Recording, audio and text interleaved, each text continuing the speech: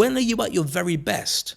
And I realized I was at my very best when I've got a microphone and the stakes are there really high that you've got to deliver something. So, for instance, at the Rugby Sevens in the old days, or any gig, wherever it is, you've got a microphone, you've got an audience, your job is to get the sponsors happy, get the audience enjoying themselves, get the content across to people. If you're an MC, get the other speakers, who are usually a bit rubbish, to be exciting enough for the audience, or get the audience back up again afterwards, and then deliver at the end of the day. Everyone's got to walk away saying, that's amazing, what a great event. Even if you know you've seen and experienced better, they've got to get the best out of that event.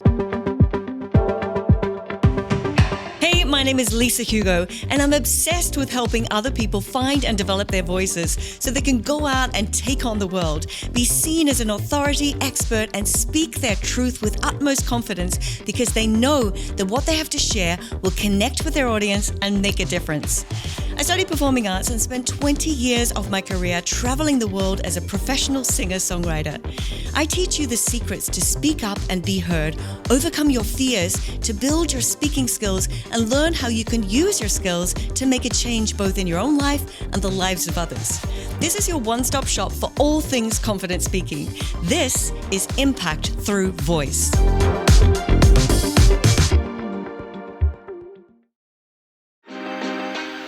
Welcome to Impact Through Voice. I'm your host, Lisa Hugo, and today we are very fortunate to have a wonderful master speaker, Dave Crane. He's not just a speaker, but he's also an MC, he's a commentator, he's an author, and he's a coach to other aspiring speakers. Please welcome Dave Crane. Thank you so much, Lisa. It's a pleasure to be here. We've not seen each other for ages. I know. It's crazy, isn't it? All flies past, but you don't look any different. And I've just turned into Santa Claus, literally.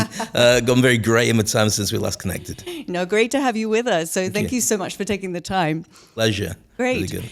So our focus is on impact, making an impact through voice. So I think you're such a perfect guest to have on our podcast today. And so why don't you start? I've given you an introduction, but you start by sharing in your own words. What is it that you do? How long do we have?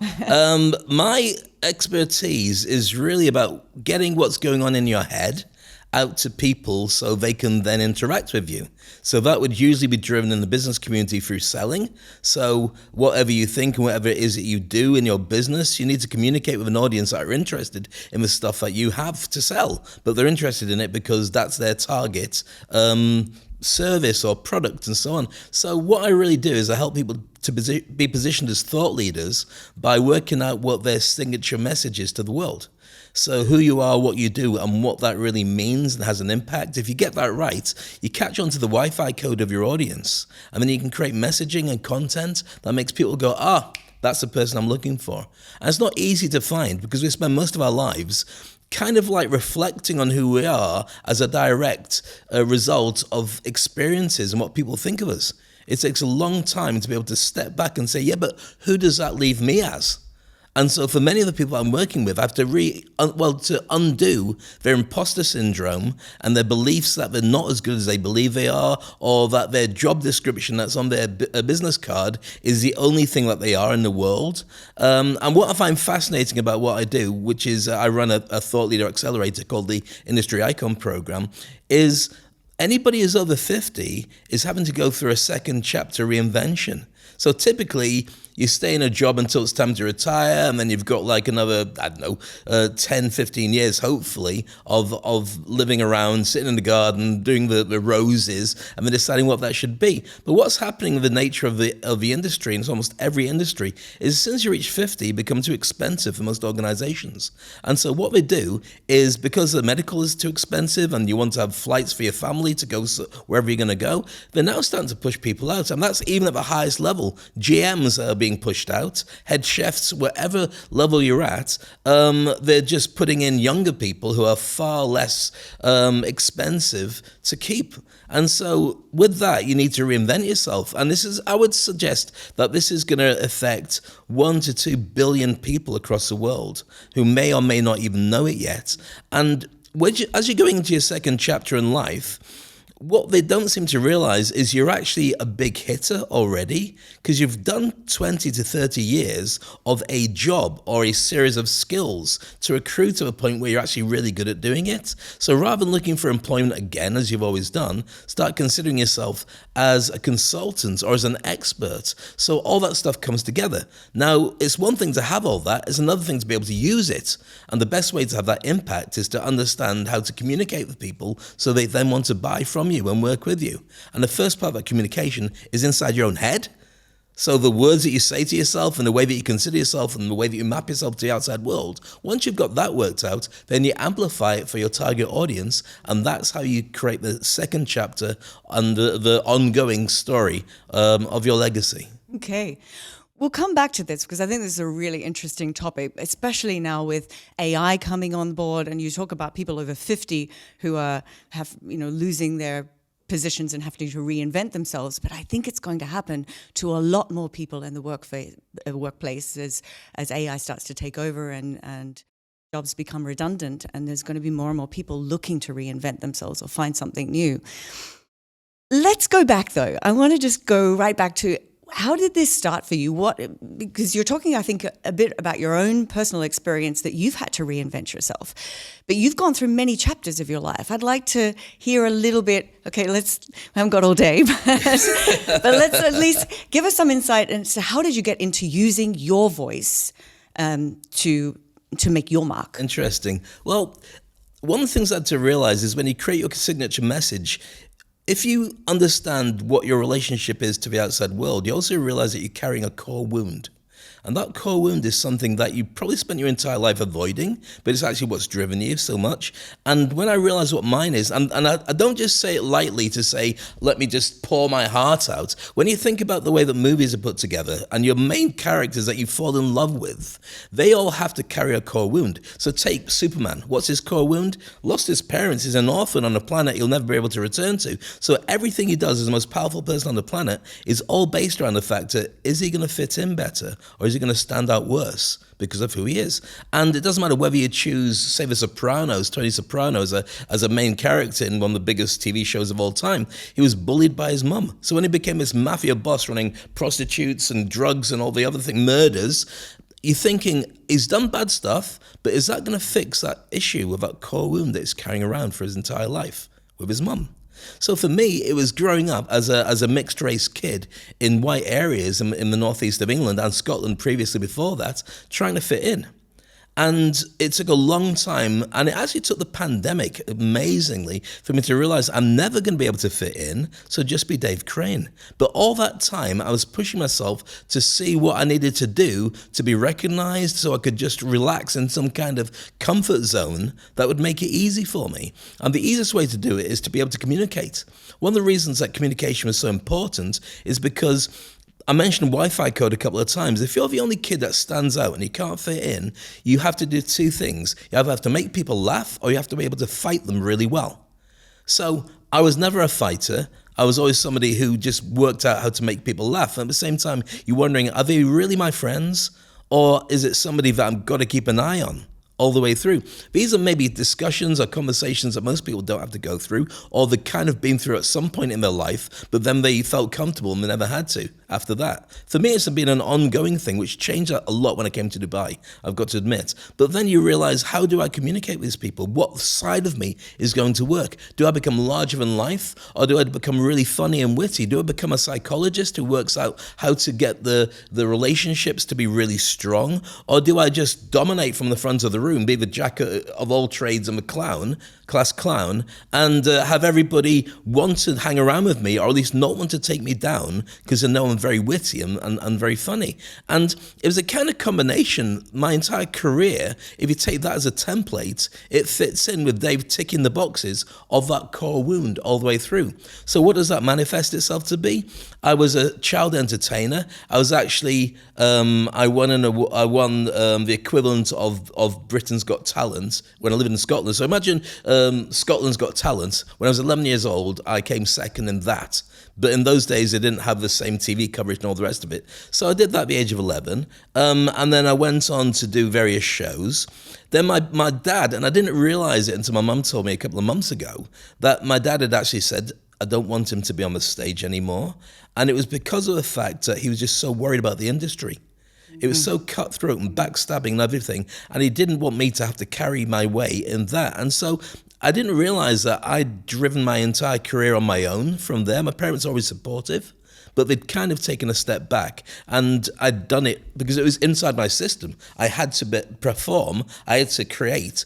As soon as I took my step down and tried to fit in, then it just didn't work. I can't be invisible because I can still be seen. So you might as well go out there and do stuff. And it's really strange because then you got a yin and yang of being an introvert and extrovert. And this is probably the same for you because you've got an entertainment background. You know, when you're not working on stage with a microphone, you'd rather just chill out because you don't want to switch it on all the time. Absolutely. But at the same time, when you switch it off, you can become invisible. And that's what the pandemic did. Because I found, wow, this is amazing. I don't have to go out and fake it and be out there all the time. But then you become too comfortable being invisible. And I've had to really reinvent myself and force myself to go to meetups and meetings and connect and join groups that I'm not even interested in joining just to reconnect with people. So my entire radio career, and even winning Blind Date, winning the biggest TV show at the time in the UK, reality TV show, and then leaving the BBC that was at the time to come to Dubai is all part of that trying to find myself. I got that core wound, and it's repeated itself. But I'm very comfortable in my own skin, and I realize that now the position I'm in is really about helping other people to be able to find themselves. Because I'm a mentor now more than a star. Yeah, so you've got a very similar but very different background to me. As you said, I've come from a performing background as well. And when you say you won a talent show, I won Pot of Gold in Australia. Same thing. They didn't have the coverage like they do now for it to be all over social media. Thank goodness. Yeah, probably. But also, you know, similar story, you know, I was going out there wanting to perform. My parents were also quite reserved and concerned about the industry and what could happen. Have a backup career. You need something else. Yeah. So interesting that there's a lot of similarities there, and then we end up. But did you go and do law and waste years on a career you had no interest in? Is that what you did? Yeah, No, I did not. I did go straight into performing around the world. Excellent. As a singer, and it's only, you know, in more recent years that I've pivoted more into the speaking arena and helping other people in that area. And you're excellent at doing it, so it's perfect. Thank you. So let's tap into that sense of imposter syndrome. And I think you've written a book on that. I've written a book on becoming a thought leader. It's called Thought Leaders Playbook, and a large chunk of it, I mean, it's not just me. In a survey, about 92% of people have imposter syndrome to some degree. Me too. Which is that fear, that little voice in your head that says you're no good, that was there probably to protect you from when you were a kid, is actually holding you back. When somebody says, don't do that, you make a fool of yourself, or put that glass down, you'll break it. When you're older, that stops you stepping up to go for a job interview or even talking to the person you find really attractive, because that voice says they're going to make you look stupid if they're not interested. And so you end up being an underachiever throughout your entire life. And what that does is it means that you never, ever get to the point where you say, I've done all right. Because that voice says you're not allowed to say it, even if you have. It's a lot about comparing yourself to others too, isn't it? It really is. It really is. I think it's a way that society is set up. You think about it, especially in the speaking world. From school, we're told to shut up, sit down, and pay attention. And as soon as you put your hand up to say something, the teacher, and shouldn't be horrible about teachers, but their job was to just get it over into your head, and then you get your exams, and then you're not their problem anymore. So that nurturing you as a speaker is not normally encouraged in the classroom. And so if you say the wrong thing, everyone laughs at you, probably teacher included. So the best thing you could do is sit down and be quiet. That's a really hard way to find yourself when your entire career as a child is based on fitting in and not standing out and being the same as everybody and going through this machinery that pops out somebody who'll be an ideal banker or an ideal whatever job it is they're going for. You're going to have imposter syndrome because nobody is the same. And what they didn't realize is the things that you're really good at that aren't academic is probably what's going to drive you to where you need to be in the future anyway. But typically, for instance, the playground would drive your relationship with people, and then the school classroom would drive your academics. But they're about 50% equal importance for where you need to go. But your ability to do well on the playground had no bearing on the kind of person that they perceived you to be. But when you look at who was successful from school, so many successful people from school dropped out early. Yeah. And went and started a car washing business, and now they're a real estate, expert or whatever it would be. And so I think school got it wrong, and that's where we first learn about who we should be, but the wrong way. And so many of us are playing catch up ever since then. Yeah, it's interesting. My kids even say today that, the school system, look at most of the entrepreneurs, they dropped out of school, they didn't finish their grades, they didn't go to university, and they're the ones who are the most hugely successful. And I say, okay, you can take that, but let's focus on what you're good at and invest into yourself and get yourself to, have that grounding, and then you can decide what you want to do. Yeah, definitely. But one thing I can say is, talking about the school system, my kids have been in a British curriculum and now they've moved into an IB curriculum. Now, this is a bit off topic, but what I have noticed in this curriculum is they are nurturing a lot more the independent thought leadership, the ability to be able to get up, to present. They're encouraged to give presentations and practice their skills, and it's definitely a change, yes, for the better. And I think all schools need to look more in that direction, especially nowadays when kids are distanced from each other because of gadgets and devices and locations, and so that ability to go the extra mile to be relevant is something you need to learn. Otherwise, you can't be in the background, because then everyone's in the background, and kids, especially in the teenage stage, find it really hard to sit in a room with somebody who they don't know and make conversations. When I was that age 8 million years ago, you go out to play, you'd pick up a football, you go missing, you make friends in the park, that you'd go around their house and nobody cared, and you'd come home when you're hungry, or you'd be fed around somebody else's house. Yes. That's the way it was. I wouldn't even dream of sending my daughter out to deal with that. Right now, she's with her friends, and I'm just checking she's okay, and let me know, and you got your mobile phone, and we can track her. That's a really weird world to be in. When you came to the UAE, what was the first thing that you were doing? I left the UK because I was working for the BBC as a news journalist. I'd won Blind Date, this TV show, to prove how good I was as an entertainer. The BBC used it as an excuse to sack me and get rid of me because the guy who was the boss was an idiot. And so I applied for a number of TV shows, didn't get the ones I wanted, realised living in the Northeast I should have gone down to live in London, moved down to London, didn't like it, came to Dubai because I'd just run out of options. I was burning a hole in my soul because I was desperate to be able to step up to my next level, and there was no level, and there's nobody around who understood who I was and what I was going through. And how long ago was that? When did you come to Dubai? 30 years, almost this year, 30 years. Because it's an interesting choice to come to Dubai, especially back then. It wasn't really on the map. It wasn't on the map at all. The girlfriend who had her best friend's family were living in Dubai, and so she'd been to visit her. And she said, you should go to Dubai as a place to see. I said, well, it's going to be oppressive. It's going to be difficult to live in a place like this. I'm not sure if that's right for me. And then a job interview came up, and they offered me a place in Dubai running a sports bar. As an entertainer, so I took it, came out here for a 4-month contract, and 30 years later, I'm still here. And the choice, and so having not being able to get a proper radio job, despite working for 3 years as a freelancer, and when I say a proper radio job, I just wanted to belong to a company. I could freelance forever, but I wanted to feel in my 20s I'd found home. And somebody could take me under their wing and so on. I didn't get that. But when I came to Dubai, within a short amount of time, a new radio station had started up. I was hanging around with the guys that were DJing there. They offered me a job, and within 2 years, I was station manager of a radio station in Paradise. And I remember an old colleague came over to Dubai, and I caught up with her, and she said, so what are you doing now? Expecting me to be, I don't know, working in a restaurant? And I said, I'm running a radio station now. And she couldn't believe it. She's like, really? I was like, yeah, because what Dubai does, and it's brilliant now and it was brilliant years ago, is it says, oh, you can do that, can you? Go on then. and we'll see. And market forces will take you down if you're an idiot. But if you can do it, and you've got the drive to be able to make it happen, then good luck to you, because the world will notice it and you'll do really well. Yeah. And so that's one of the things that's kept me here. And it's really in the DNA of a place. And everybody you meet who's a survivor, who's been there for a long period of time, I always see people who work in Dubai, who live in Dubai, as like the kids who used to hand their homework in at school.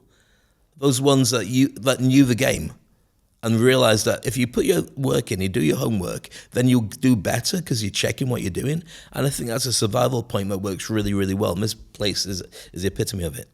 Absolutely. I've been here 17 years as well. Same. Yeah. Even the pandemic in our industries didn't stop us staying here as long as we wanted to, not that we had anywhere else to go, and be successful. Yeah. I came for 3 years, and the 3 years kept being extended. Now we don't see any other option for us. We love it here. Absolutely. Yeah.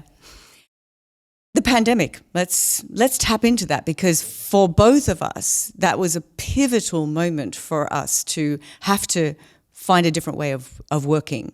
Tell us a bit about your experience. Wow. For the pandemic, I was doing big events around the world. I was teaching people to speak on stages.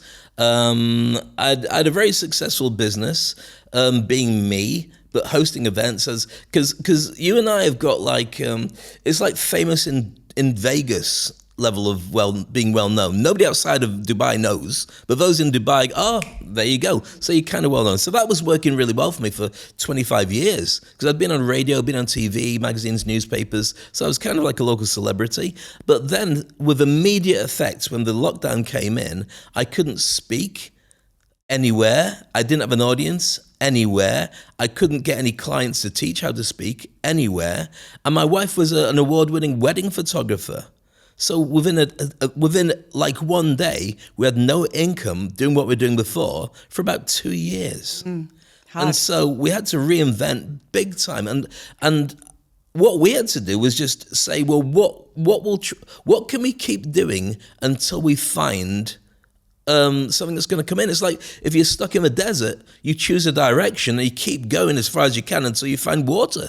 And that's basically what we did. So I went online and I streamed a show. I had a friend who was a speaker trainer based in Texas, and we created the toilet paper diaries. I remember that, yeah. So we had, at its peak, it was having about 1,500 people watching us live every day because nobody knew what was going on. We did about 50 days straight for an hour every day, and then we broke it down, did it for about another year and a half after. And we just realized that let's stay relevant until we know what we get to do next. Because we didn't have any online business that we could turn around and say, it doesn't matter, the money's coming in. We had school fees to pay, rent to pay, car fees. I mean, Dubai did an amazing job of making sure that everything ran smoothly. Yeah. So we didn't have to worry about being in lockdown, but you still need to pay for your electricity and your Wi-Fi and everything. So I realized that all the time that I'd been experienced in Dubai, I'd got myself to be very good as a kind of celebrity speaker type, well-known motivational speaker, and that meant that I knew how to grow my brand around it. But when there's no speaking, what if I flip it around and I grow my brand without the speaking? If I take the branding bit, can I turn around to find other people who haven't got a brand and help them to grow it? Mm-hmm. So when I realized that was a really important thing, but I didn't want to show people how to become Kardashians and influencers that, look at me, I'm wonderful, that's my dinner, let me show you how I cooked it. None of that. I wanted to work with people who were industry experts, who were very good at what they do. They had an income coming in, obviously, because I've got to earn from these people, but they were invisible. And so with that, through doing the stuff I did online and going live across Facebook, LinkedIn, Twitter, and YouTube at the same time, I found that people would contact me and say, Dave, that stuff you're doing, can you show me how to do it? And it was dribs and drabs from different parts of the world, and I got some experts in this industry and that industry, and I showed them how to write books, create podcasts, to get their head over imposter syndrome, to use social media effectively. And I built up this community worldwide of people who then could become really effective in their own industry. And they all went on to make 6 or 7 figures as a direct result of that new branding that came from their increased positioning. And then I realized that the big challenge I had was not those clients, which are great and I love them and I still work with them and I do all the time, but it's I didn't have a community of friends. After 30 years, all my friends had left Dubai. And because I've got my family, my wife, my daughter, my dogs, I was kind of happy with that, plus my gigs. I go home, I'd just be with my family. I go to gigs, I meet lots of people, that's it. But then I realized I didn't have anybody I could tell my truth to because it was difficult. I didn't know I was suffering from depression and anxiety, and I was working 24/7, going online, always active to see where the next bill's going to be able to be paid from. And what I did was a thing called not burn out, burn in. So imagine driving your car in the desert, you're stuck in the sand, and you're revving the wheels to try and catch hold, and nothing's catching. So I was going full on, still doing stuff. And after about 2 years, I was emptied. I was still doing it and emptied. And my wife said to me, you need to take a day off. Take a Saturday off. No, what if something comes in on a Saturday? But eventually I did it, and it saved my life, to be honest with you, because it made me, at first I would fight it, I'd still do stuff on a Saturday. Then I realized on a Saturday I'm doing nothing. I'm either watching football, or I'm reading, or I'm watching a movie, drinking coffee. I'm going to do something that's got no work involved. And that still happens to this day now. And it's so important. And I know that what I went through was massive. And a lot of people went through the same thing and are still suffering from it, because we went through the first 3 months of let's help each other. I mean, after that, those who had a job coming in, especially in the tech and developing industries, IT, we're going, whoo, never had it so good. We've got more clients than ever. Let's just bring in more people. But if you're in a people industry, it was brutal, and it stayed brutal until maybe recently it's changed. I mean, your biggest pop stars on the planet in the 80s, what could they do? Normally they're doing a tour of singing their old favourite songs, but if you're not doing that, cancelled. What are you doing? And so... They were singing from their living rooms. For what? Who's going to pay to see you on Zoom? They weren't, yeah. So it was a really difficult time for many people, and actors even worse, because they have resting periods in between their big shows or their big opportunity, where they're maybe doing a waiting job or whatever it would be. All that was decimated. So the entertainment industry changed dramatically during that time. And I think that anybody who's smart doesn't put their eggs in the same basket again, but they use it to help brand and they grow, but they also realize that it could come again in some way, shape or form. So you've got to have multi-levels of relating to, of paying your bills, and also having multiple businesses that you can run at the same time, which falls back into what we said at the beginning about being over 50 and having a side hustle at least alongside your normal job to be able to communicate and be more effective. Yeah, I fully agree. And it was around that time, I remember we saw each other at an Ajahi event, which was in March of 2020. You were down the front, I was up the back, I dragged my husband along to it. And it was that event that saved me through the pandemic, because I signed up for a mentor in the UK who taught me how to do webinar funnels and how to use YouTube ads and grab the attention of people on YouTube, lead them into a webinar. They spend an hour with me learning, getting to know me, getting the feeling, oh, I know Lisa, I think she could help me. And from that, we could lead them into either buying, at the beginning I had just an online self-guided course with a bit of group coaching, which I do once a week with people on groups. And then we've shifted that now into higher, all different tiers of that program, and that's what we do now mostly, which meant that I could go global. I wasn't restricted to this region. We didn't even have Zoom, remember, before the pandemic. It was blocked. So we were really isolated here, and the only option was to meet with people face to face or have those in-person sessions. And when that's gone, you know, I remember closing the doors to my studio where I think the last time we met was in there, and saying, I don't know when I'll be back and what am I going to do now? Yeah. So pivoting, finding other ways, but never saying, well, I have to give up. No, you've got to find another direction. Keep going. Yeah, it's that adaptation, isn't it? That's reinvention. That's really important. I think that's the key to the future in every industry anyway, because when you mentioned about AI and the difference it makes to communicators, all it does is it saves you a lot of donkey work. Yes. I don't have to worry about scripting. I mean, I don't know if you've done this, but what I did, one of the first things I created was I got into ChatGPT, paid for the paid version, and I created an avatar of me called Max. And so I got it to read some of my articles and give me a breakdown of what my sense of humor is. I cross-referenced it with my CV so it could work out who this person was. And we created a thing called Dave Crane Style. And so now it can write about 80% correct of anything I want it to write based on Dave Crane's style, which meant I could speed up a lot of things and make them a lot more effective without me having to have a good day or a bad day. I could just put it in, have a look through, and then my job was to edit what it did. It was never perfect, but to go through. But it would be a lot smarter when I wanted to put a strategy together and say, right, I want to turn this into a book. What would the chapters be? It goes bum, bum, bum, bum, bum. And you go, no, but it's a great start.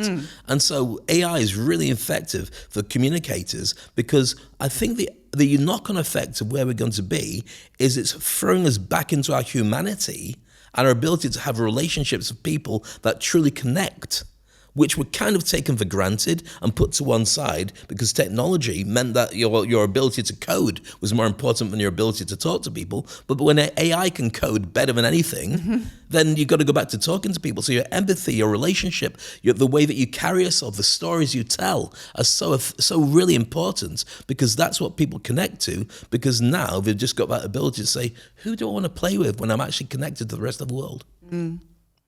If somebody comes to you, they say, Dave, I want you to help me. I want to build my brand. I want to be a good speaker on stage. I want to have my own keynote.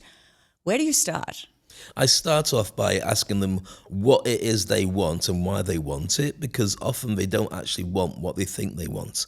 To be a full-on author, podcaster, speaker, traveling world, staying in 5-star hotels, going on business class all the time, that's great. But is that what you really want? Or do you just want to be better noticed at work? Do you want to stay in your job and just fast track towards CEO? Or do you want to run a side hustle at the side of it? Do you want to know that your job is safe forever because you've built up a brand that people love, but also the fact that they can't sack you because they know there's nobody that can fill that gap? What is it you want from your voice? And so I work out what their end result is, and then I reverse engineer how to get from where they are to here. And it's very rare that somebody needs to have all these different elements. They just need to have a few things that relate to the audience that they want to reach. Because it's like planting fishing nets everywhere. It's your omni-channel. Somebody somewhere should be able to find that thing and then find the way back to you and then do business with you. And so when I work with people, I find out what their signature message to the world is. I mentioned earlier about the core wound. Who are you and what is it that you would do? What is it that if you say you had a meme, what would people say that is? For me, it took a while to work it out, but it's jump and grow wings on the way down. I jump and grow wings on the way down. I've always done that. Didn't realize it until I mean, you can only read life backwards and you look at your history and say, what's a theme that's always worked? And what do my audience and my avatars need me to say and do? And what will they get from that? And when I say to people, I help people to jump and grow wings on the way down by going from invisible to visible by growing their brand and teach them to speak. So then they have a very successful business that looks after them. That's my elevator pitch in like 10, 15 seconds. And anybody who gets it goes, I need some of that. And anybody who doesn't get it goes, no, that's not what I'm after. So it's finding that part, and everyone's is different. Yes. So then you're only attracting the people that you want to work with and you're repelling the ones that you don't. Absolutely. But you're not wasting anybody's time or money getting to that point where you have to create a business with them. That's right. So what I do then with people is I show them how to find who they are and then find who their audience is and then find a way of increasing the trust and the credibility that their audience has in them. So when they Google and a number of names come up, they need to turn around and say, that's the one I want. That's what my main work is with everybody. Got it. Because it's ultimately, what do people buy from you? I mean, when people come to you and say, Lisa, I want to work with you, what are you selling to them? What am I selling to them? What are you selling? I'm selling them confidence, the ability to be seen as an authority, to be respected, to feel that they can go out and do what they want to do. But again, it comes down to similar to what you do. What is it that you want? What is your main goal from working with me? And then we work out, well, is this the right thing for you in the first place? And how are we going to get you to that? But if it's to put into one word, just the same as we're here in this incredible podcast studio, and we've gone from our old location to here, and we know it's going to be great because of the way that they had their old place, or when you go and you work with a lawyer, or you work with anybody, what you sell is certainty. The certainty isn't that, I'll show you how to do my job. It's give it to me, I can do it, I'll just take care of it. And that's what you sell. If I came to you to learn my voice and all the stuff that you have available, once I've worked out who you are, before I contact you, I know that you will deliver. And that's the same with me. Your job is to build that certainty. I don't need my plumber to tell me how he fixed the sink. I just need him to fix a sink because I've said, can you do it? Yeah, no problem. How much is it? Done.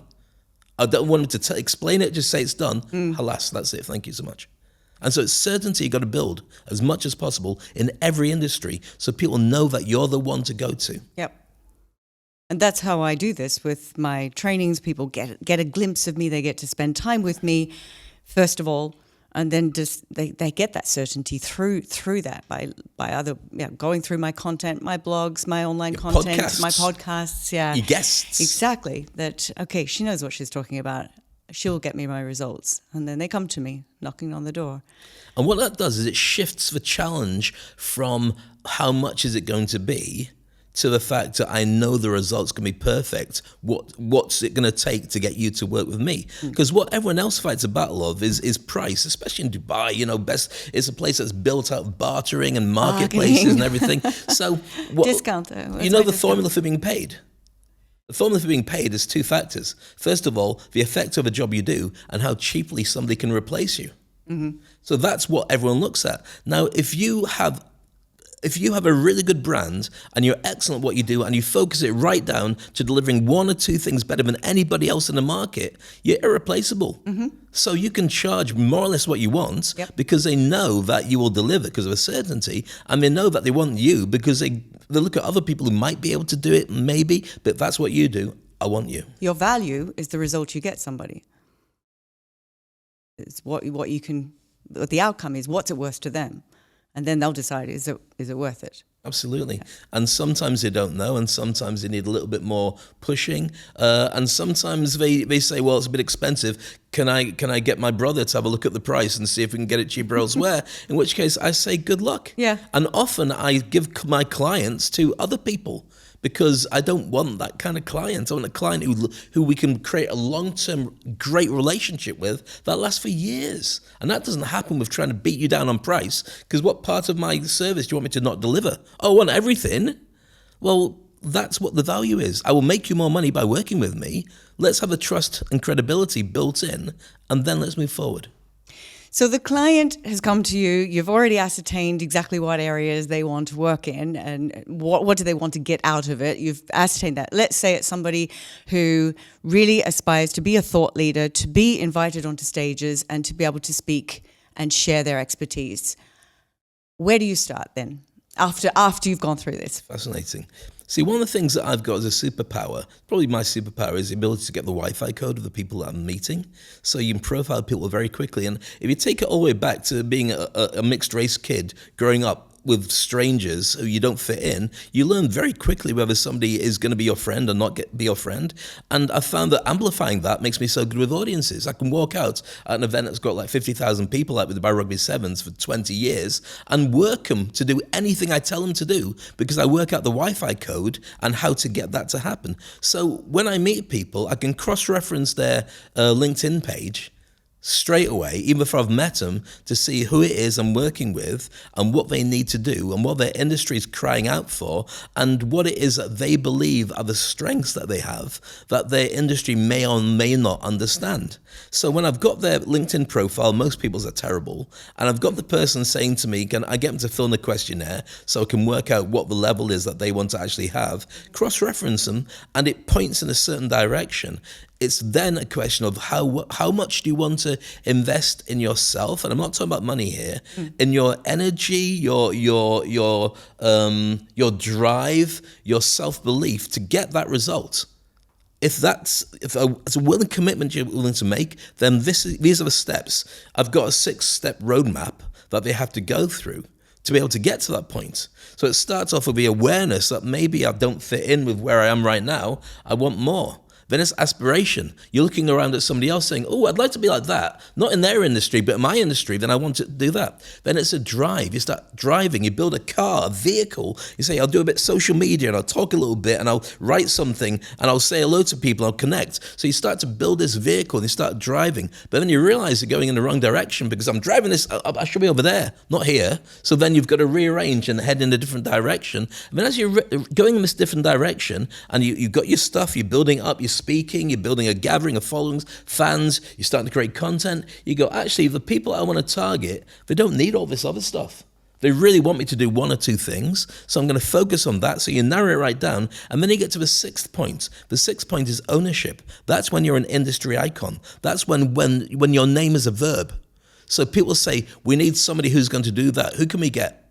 Dave Crane. Now, what does Dave Crane mean? Well, it means you're going to throw in somebody who's just going to deliver a gig. He'll work it out. He'll get it all. What kind of gig have we got? We've got a room full of accountants. Right, is it fun? No, we don't say anything to anybody. Do a Dave Crane on them. What's he going to do? He's going to make them have fun. Is it going to be amazing fun? No, but it's going to be more fun than they've ever had before. And so that's it. So you work out what you are, and then your name comes up again and again as a verb. And that's the key to everybody who wants to be a thought leader. When you talk about Elon Musk, which many people do, what does Elon Musk suggest to you? It suggests a guy who's a complete genius when it comes to tech, but not the best person when it comes to humanity. Mm-hmm. And it's that balance. Would you trust him to create something? 100%. Would you want to hang around with him? Maybe not so much, depending on who you are and what your beliefs are. So it's quite clear, front and center, what your brand should be. Most people don't have that brand. They don't even know internally who they are. True. And I think most people, especially if you're employed in the workforce, you don't even consider yourself as needing a brand. But I think everybody needs a brand. It's who you are. It's how you represent yourself. Because the company doesn't want you to have a brand. If you have a brand, your head sticks up above the trenches, and then you get noticed more. And then the odds are you'll turn around and say, "This is rubbish. I shouldn't be doing this anymore." They don't want that. Yes, you can have a brand in that seat. And when I tell you, you can maybe elevate, we'll let you go for a job interview in 6 to 12 months, and we'll let you know if you're good enough to go to the next level. Okay, why didn't I get the job? Because we decided you weren't ready. Oh, okay, I'll wait for another 12 months. That's how it's all built. That's how the old system was. And it still is. I mean, let's face it, most people are employed. They've got a job that pays their bills. And that's great, no issue with that. School was created to get you to that point. But what if something comes along like a pandemic? And that job is not guaranteed, or AI. And the great thing about AI, which makes you laugh a lot, having trained as a lawyer, is right now there's apps coming onto the market that can do law fast, for free. Write contracts. And Absolutely. And so the next stage, because it used to be that if you're a knowledge worker, if you've spent 7 years training to be a doctor, 7 years trying to be a lawyer or an accountant, you get paid at that level because nobody else can take it off you. But what if my phone can do the same as you in a very short amount of time? What do I need you to do? I need you to create a relationship with me. I need you to be able to advise me about the fastest and best way to choose that stuff that's been given to me by the phone. But I don't need your knowledge. I can get that from here. So many people who used to be on an ivory tower thinking I'm fine have to now learn people skills, communication, positioning, branding. So yeah, you can lay off a couple of people from your office, but you still need to be the face of it. Otherwise, why would they go with you?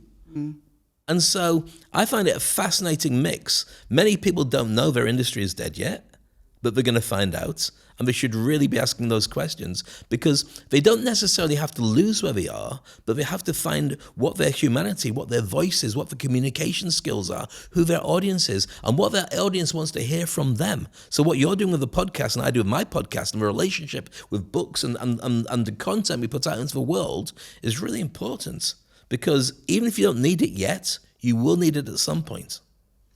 I think we've come full circle. That's so good. We started off with AI and 50s and now coming back to exactly what we started the conversation with.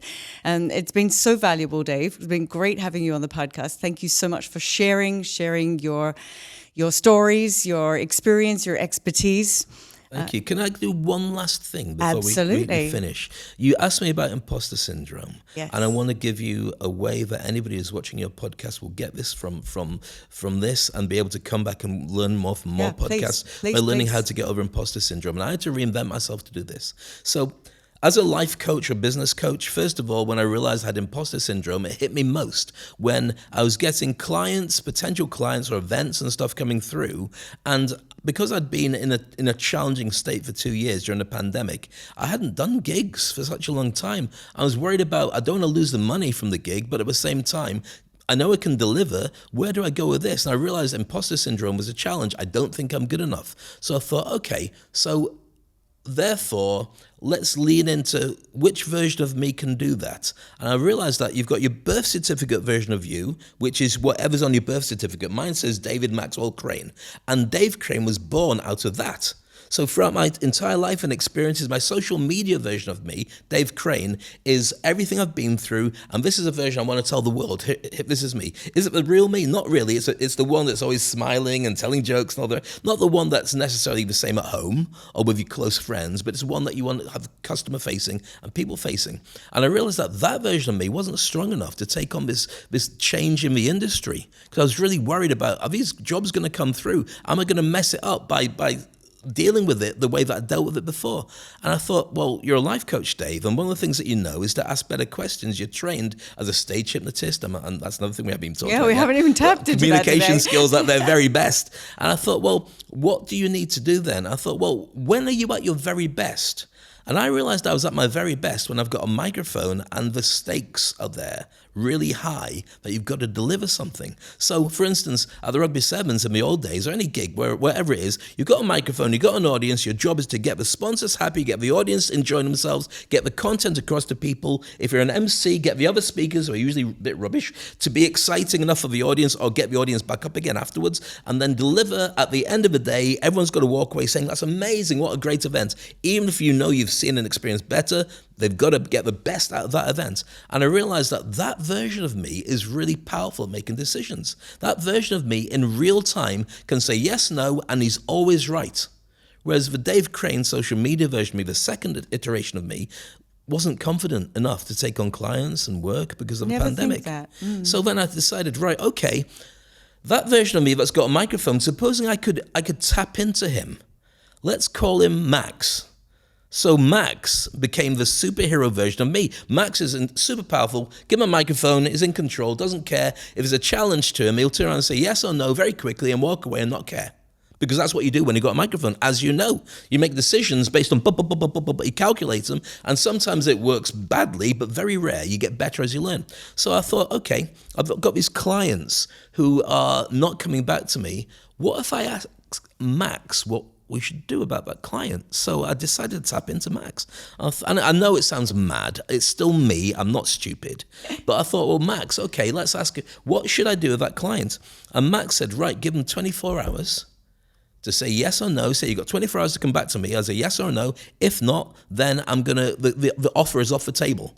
I thought, you can't do that, because I need the money. What if they're just busy? What if they've got other focus? So I thought, I'll go with it, because I didn't want to silence Max, because I knew that was tapping into something. So I said, okay, I'll give him 24 hours. And what it did was it freed up idiots that were wasting my time, but it also meant the right people turned around and said, yeah, okay, let's do that. And you get an answer straight away. I thought, okay, let's see what else I can do.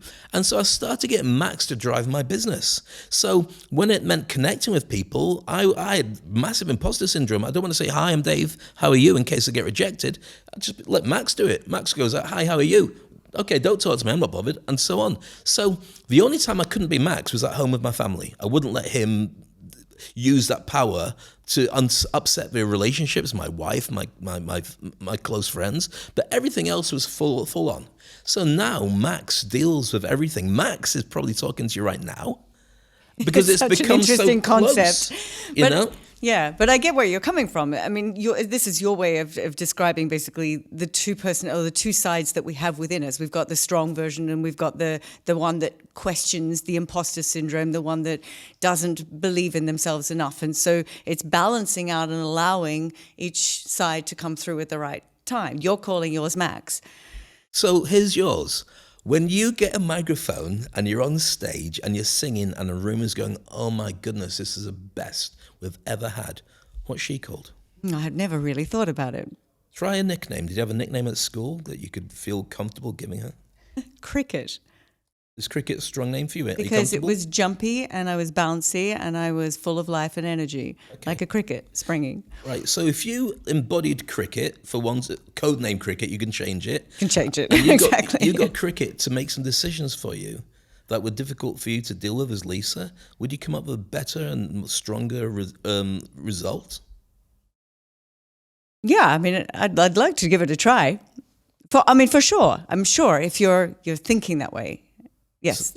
Exactly. You're putting me on the so spot. Therefore, cricket or whatever name you want to have, most people watching this, listen to this, have got a nickname from school, and certainly when they're doing their job, whether they're a carpenter and they say, leave it with me, and they just do the carpentry work, or they're typing up a project, and they go in a zone, and 3 hours later it's 2 a.m, and they've done it, and they just know it's brilliant because they're brilliant at doing that. That version of them is the third iteration that can get over imposter syndrome. So you've got your birth certificate you've got your social media version of you, then you've got your superhero version of you. Throw that superhero version of you at all the challenges you have in life, and suddenly the sky's the limit, and that's the one that takes on the world. That's brilliant. I'm going to go away and try that. I think I'll find a different name though.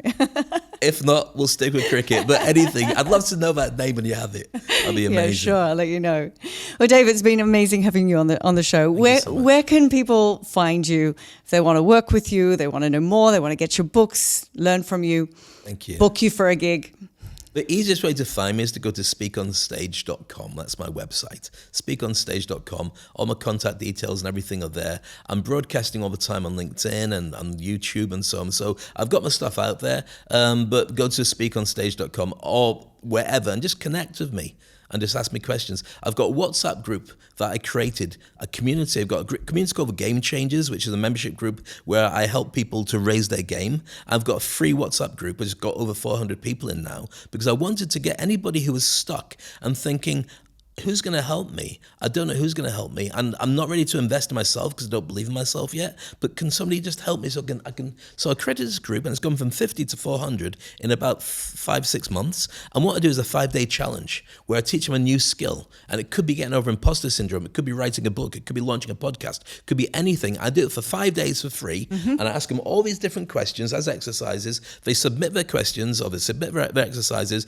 and I mark them, and then I mute the group because otherwise then people start spamming everybody, and I do that, and it's been growing really, really well. So I would suggest that connect with me, see where I am, get into my WhatsApp group, and that's the fastest way for you to be able to learn what it is that we do. And at some point you may want to hire my services, or you may just stay in there and just grow who you are and what you do.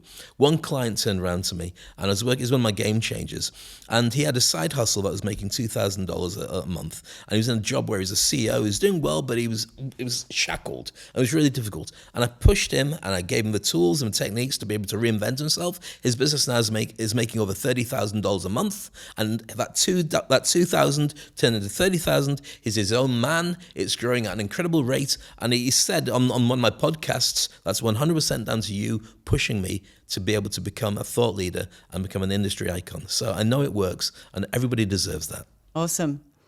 Go connect with Dave and join his group. You're going to get so much value from it. Great to have you. Thanks, Dave. Thank you so much for inviting me. It's been a pleasure and great to see you as always. Same. Congratulations, you've just finished another episode of Impact Through Voice. You're well on your way to making a positive impact in the world with your voice. If you want more, head on over to lisahugo.com/podcast for show notes and all the links that we mentioned in this episode. Until next time.